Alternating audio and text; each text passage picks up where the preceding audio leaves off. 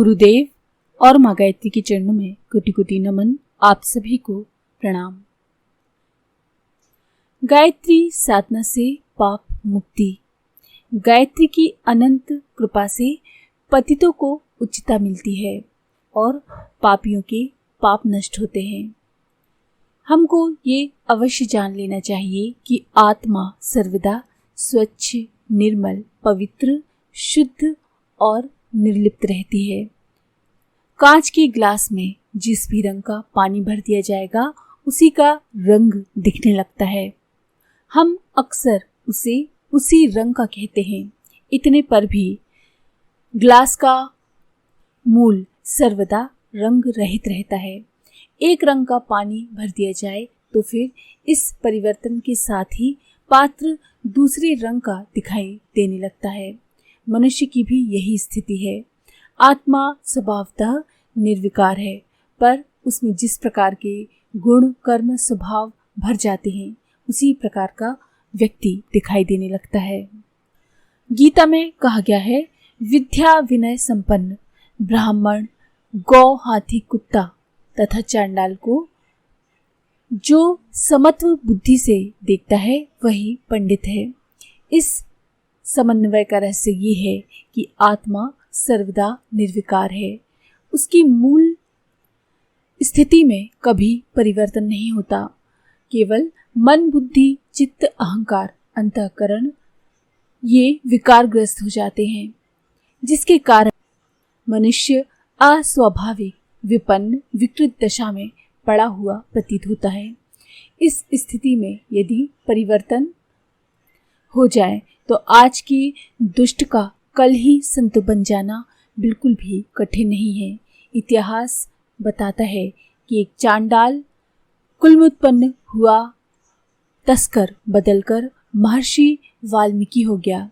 जीवन भर वैश्यावृत्ति करने वाली गणिका आंतरिक परिवर्तन के कारण परम साध्वी देवियों को प्राप्त होने वाली परम गति की अधिकारिणी हुई। कसाई का पेशा करते हुए जिंदगी गुजार देने वाले अजामिल और सदन परम भगवत भक्त कहलाए।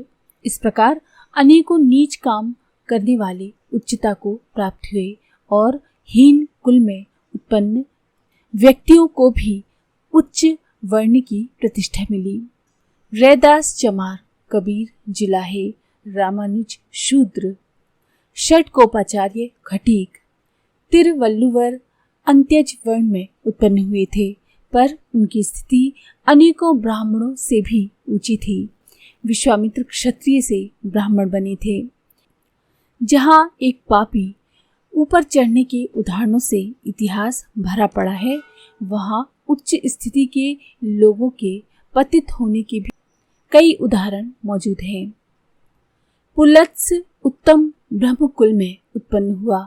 चारों वेदों का महापंडित रावण मनुष्यता से भी पतित होकर राक्षस कहलाया। खोटा अन्न खाने से द्रोण और भीष्म जैसे ज्ञानी पुरुष अन्यायी कौरवों के समर्थक हो गए। विश्वामित्र ने क्रोध में आकर वशिष्ठ के निर्दोष बालकों की हत्या कर डाली। पारशर ने धीवर की कुमारी कन्या से व्यभिचार करके संतान उत्पन्न की।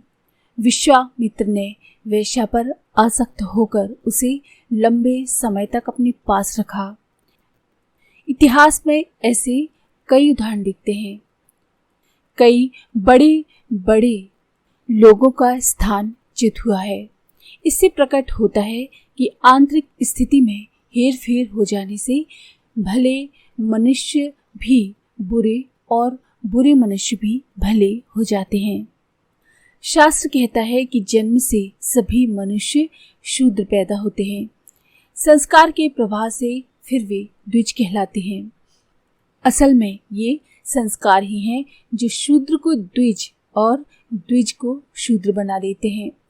गायत्री के तत्व ज्ञान को हृदय में धारण करने से ऐसे संस्कारों की उत्पत्ति होती है जो मनुष्य को एक विशेष प्रकार का बना देते हैं।